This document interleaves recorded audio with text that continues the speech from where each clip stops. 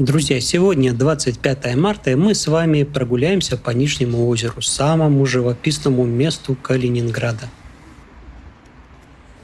История Нижнего озера начинается в 1256 году. Именно тогда рыцари Тевтонского ордена перегородили приток Приголи и заполнили рвы королевского замка водой.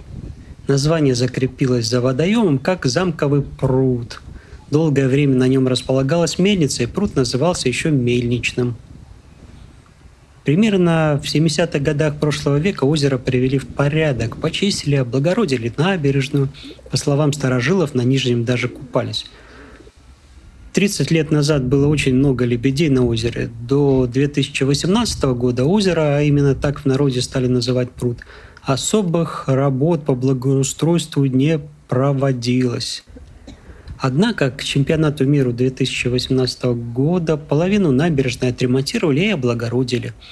На Нижнем озере можно увидеть два памятника – Александру Маринеско, знаменитому подводнику. А напротив него находится еще один памятник – французским летчикам знаменитой эскадрильи Нормандия-Неман.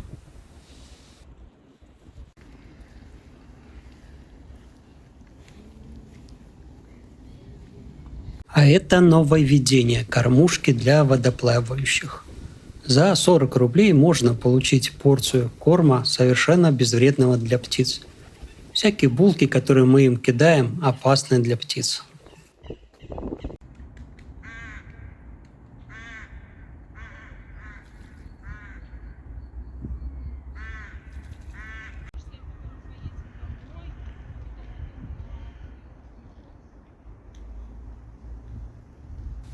В самом дальнем углу озера, ближе к улице Черняховского, находится бывшее здание СПИ РВК и ООО «Система». Говорят, что их снесут и построят жилой комплекс. Но пока это место радует оригинальной трубой, накорененной кирпичной стеной и обилием кошек.